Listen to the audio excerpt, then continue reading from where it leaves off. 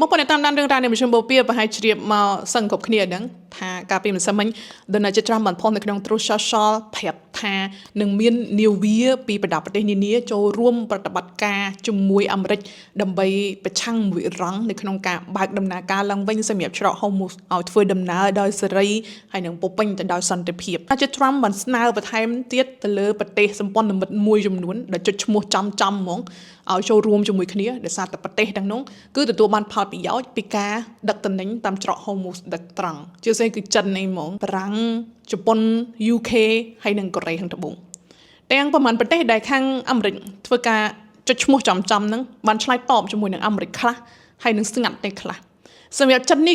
ចិនប្រចាំនៅខាងអាមេរិកនិយាយខ្លីៗគ្រប់គ្នាគឺមានទំនួលខុសត្រូវនៅក្នុងការដោះស្រាយបញ្ហាការកង្វះធម្មពលកង្វះប្រេងហើយសម្រាប់ចិននឹងព្យាយាមតអ្នកតំណងគូករណីបទុបថយភាពតានតឹងជារួមគឺអត់ពាក់ព័ន្ធអីមួយនឹងរឿងថាបញ្ជូននាវាទៅតាមការស្នើរបស់អាមេរិកឡើយនិយាយកដាលអ្នកទូតខាងជប៉ុននោះវិញមិនសិនមិញខ្ញុំក៏បាននិយាយដែរថាសាណាអេនាយករដ្ឋមន្ត្រីស្រីរបស់ប្រទេសជប៉ុននិយាយអំពីការបញ្ជូននាវាបោសសម្អាតមីនចូលទៅតំបន់មជ្ឈមបូព៌ាថងចំណុចនេះគឺបដិសេធហ្មងប្រាប់ថាវាផ្ទុយពីច្បាប់ដែលចែងឡើងនៅប្រទេសជប៉ុនមាត្រា9អញ្ចឹងឯងគេចែងមកប្រាប់ថាក្នុងការប្រតិបត្តិការលក្ខណៈទ្រង់ទាញបែបហ្នឹងគឺប្រើសម្រាប់តែការពារជាតិតែប៉ុណ្ណោះតែដែលបញ្ជូនទៅនៅខាងមជ្ឈមបូព៌ាទៅបោសសម្អាតមីនចូលរួមមួយអាមេរិកអីហ្នឹងវាជារឿងដែលពិបាកទៅរួចមិនមែនត្រឹមតែនាវាឬក៏ទូកខាងផ្នែកយោធាទៅបោសសម្អាតមីនទេប៉ុន្តែនាវាផ្សេងទៀតដែលខាងអាមេរិកស្នើនេះឲ្យទៅចូលរួមធ្វើការការពារបើកច្រក Hormuz អីហ្នឹងក៏ជារឿងដែលពិបាកទៅរួចដូចគ្នាតែយ៉ាងណាសានីអេនឹងទៅជួបDonald Trumpនៅថ្ងៃទី19ខែមីនាខាងមុខនេះហើយចឹងអាចនឹងមានការជជែកចរចាឬក៏និយាយគ្នាជាមួយ Donald Trump បន្ថែមអំពីសេចក្តីត្រូវការរបស់ Trump ថាត្រូវការលក្ខណៈម៉េចហើយថារឿងដែលពិបាកទៅរួចហ្នឹងអាចទៅរួចកម្រិតណាត្រូវចូលរួមដែរអត់ព្រោះការទៅជួបរបស់នាយករដ្ឋមន្ត្រីជប៉ុនជាមួយនឹង Donald Trump នេះគឺទៅជជែកគ្នាពាក់ព័ន្ធទៅនឹងរឿងតម្លៃពន្ធនឹងឯងព្រោះជប៉ុនក៏ជាប់ឈ្មោះជាប្រទេសមួយដែលត្រូវបានខាងអាមេរិកចាត់ក្នុងការស៊ើបអង្កេតសង្ស័យរកស៊ីមិនយុត្តិធម៌ជាមួយនឹងអាមេរិកខាងអង់គ្លេសនោះវិញមានរបាយការណ៍ចេញព័ត៌មានថានាយករដ្ឋមន្ត្រីមានការនិយាយភាសាប្រជុំអីជាមួយនឹងខាង Donald Trump អំពីបញ្ហាដែលកាត់ឡើងក្រោយពេលដែលច្រក Hormuz ត្រូវបានបិទគាត់ថាអត់មានរបាយការណ៍អត់មានព័ត៌មានបញ្ជាក់ថានឹងបញ្ជូននាវាចូលរួមតាមសំណើរបស់អាមេរិកនោះឡើយប្រាំងនោះវិញដែលយើងធ្លាប់ឮព័ត៌មានឃើញព័ត៌មានចុះផ្សាយថាត្រៀមឬក៏បញ្ជូននាវាអីទៅខាងមជ្ឈមបូព៌ាហ្នឹងខាងបារាំងប្រាប់ថាត្រៀមរួចរាល់ហើយរងចាំពេលវេលាដាក់អំណោយផលពេលវេលាដាក់អំណោយផលដែលមកក្រុងនិយាយដល់គឺនៅពេលដែលសង្គ្រាមនឹងស្ងប់ស្ងាត់មិនមានការទុះបាញ់តតាំងគ្នាលក្ខណៈអញ្ចឹងបើសិនជាទៅក្នុងលក្ខណៈបែបនេះគឺបានថាចូលរួមដៃមួយនឹងអាមេរិកដែលត្រង់ហ្មងអញ្ចឹងរងចាំមើលស្ថានភាពសិនខាងណាទៀតកូរ៉េខាងត្បូងទទួលបានបងអូខេប៉ុន្តែក៏មិនទាន់ប្រកាសឬក៏បញ្ជាក់ពីគោលការណ៍របស់ប្រទេសខ្លួនថានឹងចូលរួមជាមួយអាមេរិកឬយ៉ាងណាទេប្រាប់ថាកំពុងតែសម្របសម្រួលយ៉ាងយកចិត្តទុកដាក់ហើយនឹងតាមដានស្ថានភាពឲ្យបានជាក់លាក់នៅក្នុងរឿងហ្នឹងអស់ហើយណោះប្រហែលប្រទេសហ្នឹងដែលខាង Donald Trump ធ្វើការចុចឈ្មោះចំDonald Trump បានធ្វើការបញ្ជាក់ជាថ្មីម្ដងទៀតស្នើជាថ្មីម្ដងទៀតតាក់ទងទៅនឹងរឿងអ្នកដែលទទួលបានផលប្រយោជន៍ពីការដឹកប្រេងឬក៏ដឹកទំនិញតាមច្រក Hormuz ជាពិសេសគឺចិនហ្នឹងហ្មង 90% ម្នាក់ឯងDonald Trump ប្រាប់ថាជារឿងសមស្របមែនទែនដែលបណ្ដាប្រទេសដែលទទួលបានផលប្រយោជន៍ពីតំបន់ឬក៏នៅច្រក Hormuz ហ្នឹងត្រូវទៅចូលរួមជាមួយគ្នាបន្ថែមពីលើហ្នឹង Donald Trump ប្រាប់ថាក្រុមការងាររបស់គាត់បានជជែកជាមួយនឹងប្រទេសចំនួន7ហើយដែលនឹងមកចូលរួមជាមួយតែប្រទេសណាខ្លះអត់បានបញ្ជាក់ឈ្មោះឲ្យច្បាស់ឬក៏ចំទេហើយនឹងនិយាយទៅដល់រឿងបណ្ដាប្រទេសដែលនៅជាសមាជិក NATO ខណៈនេះក្រុមសមាជិក NATO Donald Trump បញ្ជាក់ថាបើសិនជាមិនមានការឆ្លើយតបយល់ស្របយល់ព្រមអីជាមួយនឹងអាមេរិកក្នុងលើកនេះទេវាអាចនឹងជារឿងដ៏អាក្រក់ខ្លាំងសម្រាប់អនាគតនៃប្រទេសជាសមាជិក NATO ប្រាប់ថាអាមេរិកមានចិត្តសប្បុរសចំពោះបណ្ដាមិត្តនៅប្រទេសអឺរ៉ុបគ្រប់គ្នាទាំងអស់តែម្ដងដូចរឿងនៅខាងអ៊ុយក្រែនក៏ពិតអាមេរិកមិនបាច់ចាំទៅលូកដៃឬក៏ទៅចូលរួមអីជាមួយក៏បានដែរព្រោះនៅឆ្ងាយពីអាមេរិកណាដែលគៀកហ្មងគឺអឺរ៉ុបទេប៉ុន្តែដោយសារអីអាមេរិក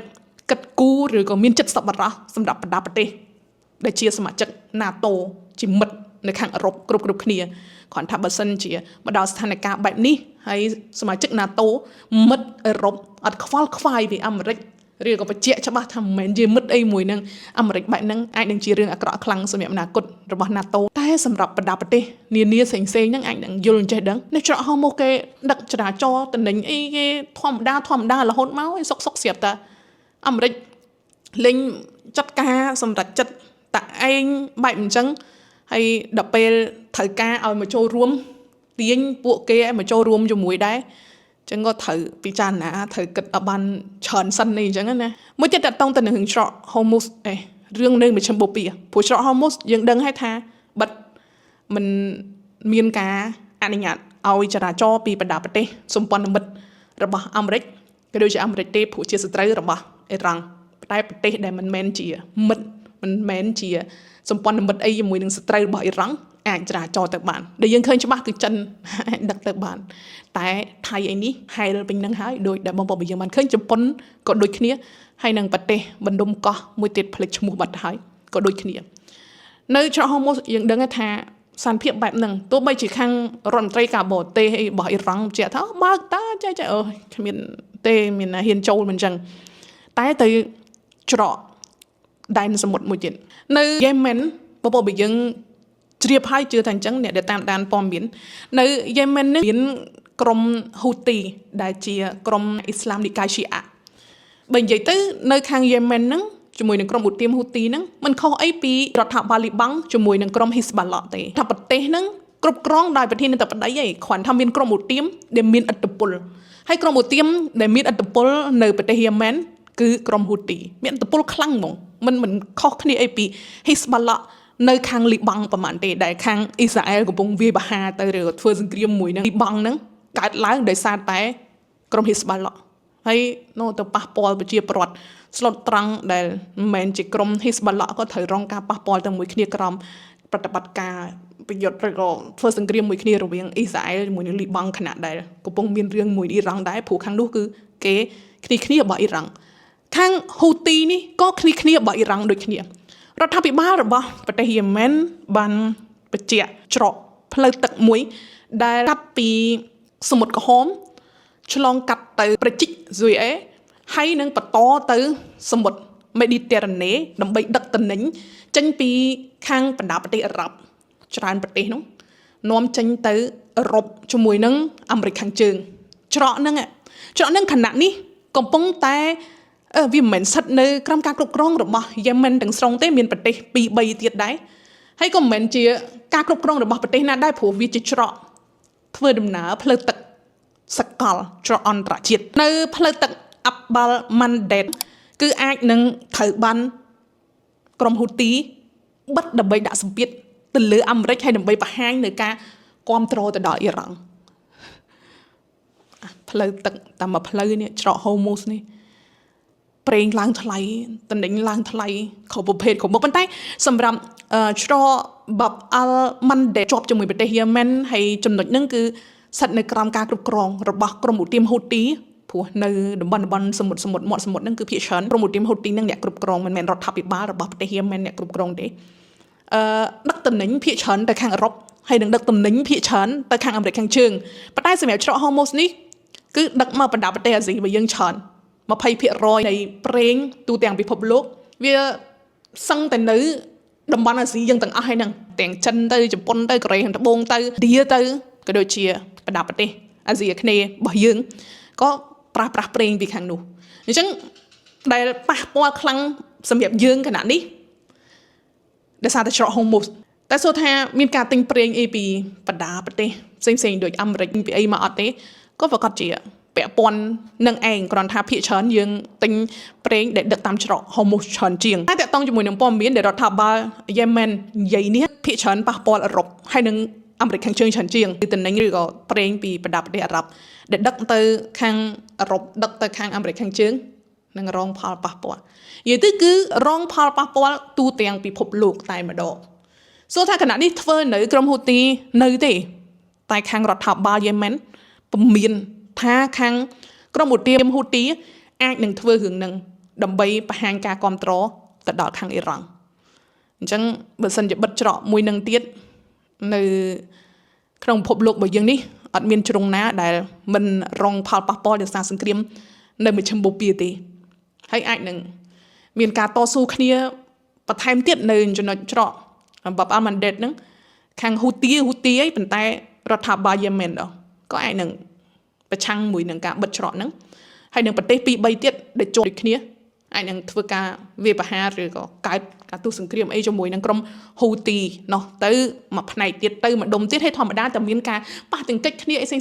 សួរថាក្រុមហ៊ុនដឹកតំណែងក្រុមហ៊ុនដឹកប្រេងអីផ្សេងហ្នឹងហ៊ានចរាចរកាត់នឹងដែរវាអត់អូខេរឿងរ៉ាវមានតែប៉ុណ្្នឹងទេមានអីអាប់ដេតបន្ថែមជូនបងប្អូនរបស់យើងនឹងជំរាបជូនបន្តសម្រាប់អ្នកដែលចាប់អារម្មណ៍រឿងរ៉ាវនៅមជ្ឈិមបូព៌ាដូចគ្នាមួយខ្ញុំតែសម្រាប់អ្នកដែលធុញអីហើយអីចឹងបន្តិចទៀតចាំបន្តិចទៀតមានពេលជាងនេះខ្ញុំប្រហែលជាធ្វើករណីអីផ្សេងបន្ថែមជូនបងប្អូនរបស់យើងជម្រាបលាខ្ញុំមកជូនលោកអ្នកដោយតែ Rosa Glow គឺជាតែក្លាប់ដែលខុសពីក្លាប់ទូទៅពណ៌ក្រហមកម្ៅហើយសម្បូរនៅសារធាតុ Anthocyanin ជួយប្រឆាំងជាមួយ Free Radical ដែលធ្វើឲ្យយើងឆាប់ចាស់ជាងវ័យរួមជាមួយនឹងការកើតនៃជំងឺផ្សេងផងដែរព្រោះជួយកាត់បន្ថយ cholesterol នៅក្នុងសរសៃឈាមបានយ៉ាងល្អមិនមែនមានត្រឹមតែ Anthocyanin ទេមានវីតាមីនដែលសំខាន់ជំនួយទៅដល់សុខភាពសម្រស់សុខភាពស្បែករបស់បងប្អូនពីខាងក្នុងមកអ្នកដែលមានបញ្ហាស្បែកស្អាតឬក៏ស្បែកលឿងញ៉ាំតែ Rosa Glow បានប្រហែលជា2 អាទិត្យយើងចាប់ផ្ដើមសង្កេតឃើញថាស្បែករបស់យើងប្រសើរជាពិសេសគឺជំនួយទៅដល់ការញ៉ាំទឹករបស់យើងឲ្យបានគ្រប់នៅក្នុងមួយថ្ងៃពី2 ទៅ 3 លីត្រនៅប្រទេសចិនអ្នកស្រឡាញ់សុខភាពហើយនឹងសម្រស់គេញ៉ាំជាប្រចាំមិនមែនទើបតែញ៉ាំ 4-10 ឆ្នាំនេះទេគេញ៉ាំមករាប់រយឆ្នាំមកហើយស័ក្តិសមបំផុតសម្រាប់អ្នកដែល stress គិតច្រើនគេអត់លក់គេអត់ស្កប់ស្កល់ឬក៏គេយប់ជ្រៅផឹកឡើងមួម៉ៅធុញថប់អារម្មណ៍អត់ស្រឡះពិបាកនៅក្នុងការធ្វើការងារពិបាកនៅក្នុងការញ៉ាំទឹកអីចឹងស័ក្តិសមបំផុតចាប់អារម្មណ៍ scan QR code សាកសួរព័ត៌មានបន្ថែមជាមួយគ្នាបាន